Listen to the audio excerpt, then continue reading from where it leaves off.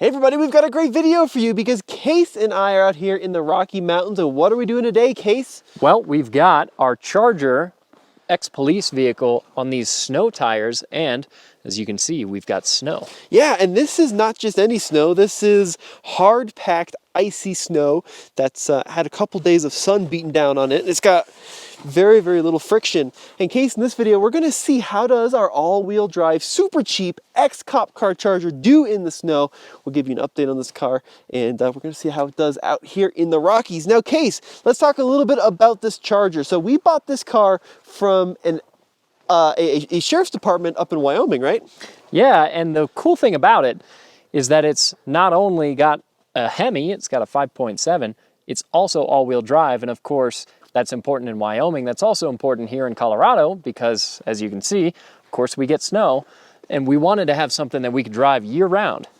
And in this body style of Charger, this current gen with the racetrack taillights and those kind of stormtrooper headlights, this is the only way to get the V8 and all-wheel drive is in the police spec. So in the pre-facelift one, like up through, I want to say, it was like 2015, you could get the Charger with the V8 and the Hemi and all-wheel drive, but they discontinued that for the civilian model when they went to the 8-speed. However, the cop version still got the V8 all-wheel drive with a 5-speed auto and this updated body style. Do you remember how much we paid for this car, Case? It was not a whole lot, especially considering the fact that Chargers are typically really expensive. Even used, a V8 Charger is going to run you somewhere around $18,000 to $20,000. This car was under 10 grand. It was like $9,500. We bought it from the police auction, a complete gamble. And that's the thing about these auction cars is sometimes you get lucky, sometimes you don't. You know, some departments really take good care of their units. Some let them decay and then you have all sorts of issues. And so far we've gotten pretty lucky with this car. We've only put about 3,000 miles on it, but it has needed no work whatsoever.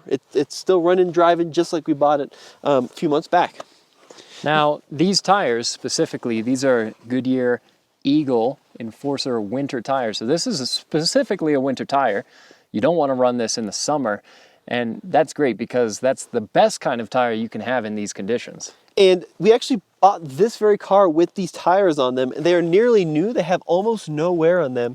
And like I said, this is how the Wyoming State Patrol was running this car, was with these Eagle snow tires on them. So we put them back on for the winter. We got a set of cheap summers while we were running it around in August and September. Now it's back on the winters, and we're going to see how it does. The first snow with the V8 Charger.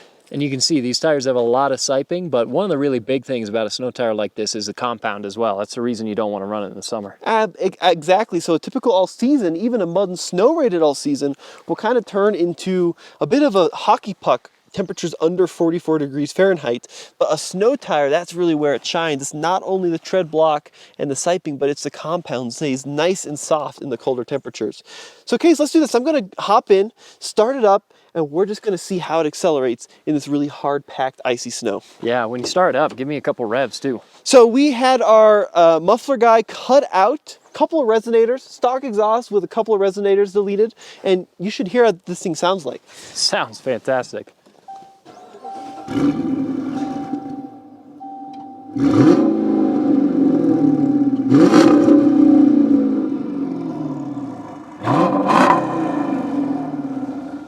That's why you buy a Charger right there. It's pretty good, right? And that was, I don't know, $120 worth of work to cut out those resonators, and it sounds like that. That's awesome. Well, let's see it accelerate. All right, let's see how it does.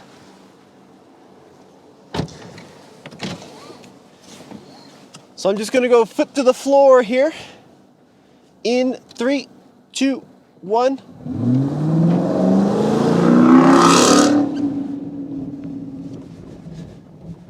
Man, that sounds good.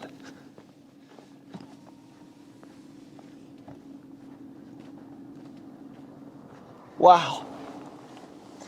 Now the craziest thing, Tommy, is how that feels from the inside, because from the outside, you can tell that it's accelerating pretty hard. Yeah. But from the inside, it feels like, honestly, and Goodyear's not paying us or anything here. They didn't even give us the tires, but it genuinely feels like we're on asphalt. Yeah. You know? So full throttle, little bit of flashing from the traction control, but I mean, it's almost as if there is no slip whatsoever, and the brakes are nearly as good. Look, full throttle one more time. Look at that, already up to 20 miles an hour in the matter of just a couple of feet. So it's incredible the amount of grip that's available with these tires. And I have to say, this Dodge Charger all-wheel drive system is also pretty good, wouldn't you say, Case? Yeah, and you know, it's especially impressive too, because I think on fresh snow you'd actually have a little bit better traction than this hard-packed, sun-baked, really slippery, almost icy conditions that we're driving over here.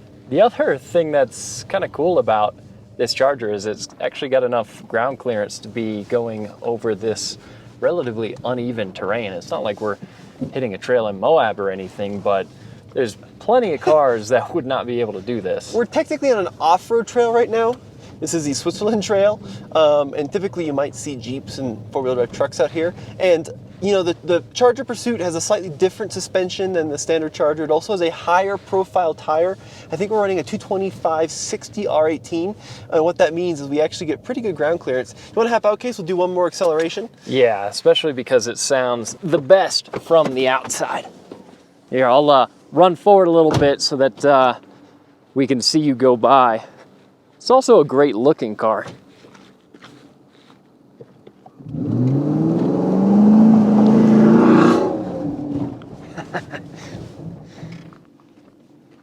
That is awesome.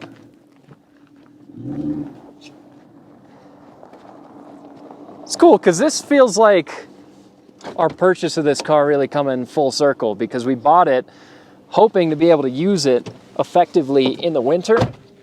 Yeah, and now we're finally getting to use it a little bit. Yeah. And you know, when we bought this car, I did a number of shorts on Instagram and TikTok and that kind of thing, and even YouTube, right? And everybody said, do not buy an ex-cop car because they get used hard, they're put away wet, people are throwing up in the back seat, there's knife fights going on, that kind of thing. So we were really hesitant, but you know, when you're looking at a $9,000 2019 Charger V8 with all-wheel drive and a clean title, at some point, if you have another car to drive, as we do at TFL, it's almost worth taking the gamble.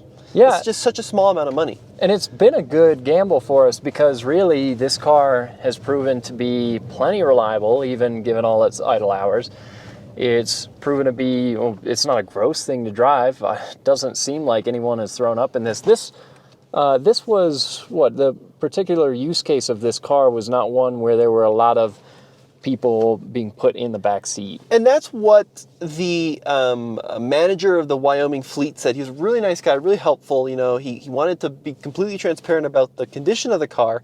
He said that these highway patrol cars don't get a lot of kind of nasty folks in the back seat, right? So there's not a lot of people throwing up, not a lot of really bad stuff happening. I don't even think this one had the cage in the back. Yeah. Exactly. I mean, it's not that spec. There's a lot of different use cases for these police cars. So this car was used mostly for giving tickets on Interstate 80, most likely. Now you can see, Case, we actually have this little vehicle info screen here. So the idle hours are 2,082 and the total is 5,155. So it's certainly spent over 2,000 hours idling in the past 150,000 miles, which is a lot. And let's talk about what people really get worried about when it comes to idle hours. The 5.7 is known for something called the Hemi tick, right, Case? Yeah, exactly. So these engines are known for kind of developing some lifter tick if left idling for a long time, and folks online will tell you it's because there's not enough oil flow in these 5.7s at lower RPMs. Now, this car does not appear to have any lifter tick. The engine actually seems to be really healthy. We just had it at our dealership, did an oil change on it. Technician said everything looks good, no weird particles or anything in the oil that we really need to be concerned about. So I'm not super concerned about this particular engine. Now, that isn't to say the car is in perfect shape. There are parts of it that do feel a little tired. You know, like every now and then the transmission will have a clunk, right? Or you'll get a weird whining noise from maybe the front diff. But it's not to the point where I'm like, oh, this thing feels unsafe, we got to get it to the mechanic. It's got almost 151,000 miles, so you're going to develop some squeaks and rattles over time. Yeah, but it's really not that bad. And No. Tommy and I have actually had firsthand experience with ex-cop cars that have been abused super hard. Yeah. And it's amazing how much abuse these chargers can actually take. Right, yeah, we've had these things sideways and, bounced off the rev limiter and the place we were at, the cadets were doing this for hours every day, and those stupid chargers just kept coming back for more. Yeah, they're tough as nails. So I'm not saying your charger experience is going to be the same, but certainly this one's been really good. Yeah, as much abuse as we've seen these vehicles take, this one clearly, just from looking at it, has not taken nearly that much abuse. And yeah, I mean, if we step outside and leave this running, you'll be able to tell it doesn't have any audible tick to it. It sounds like a perfectly healthy motor. Whether they did some work to it, Could be. or it was just well maintained enough. The fleet manager in Cheyenne said the cops are really upset that these are being retired now. They're going to Durangos and that kind of thing, and V6 chargers as well, because the V8's now been discontinued with all-wheel drive, and the cops really miss the power. We did have to add this center console, right? Because we wanted a set of cup holders and also this little lid, because without it, it was just a mess of wires. Yeah, which is not a huge deal. Not a huge deal. This was some cheapy Amazon thing, couple $100. Look, it's not great quality, but it fills the hole and it definitely gives you a set of cup holders. Yeah, and I mean, if we were trying to make this a daily driver for one of us, it'd probably spend more time trying to refine it and make the interior look a little bit better. But it functions well, and to that point, standing here at the front of the car, I mean, listen to that. Normal Hemi stuff, yeah. No It's weird really good. noises. And no legality issues. We've never been pulled over. No one's ever given us hell. Wow, it's super slick out here.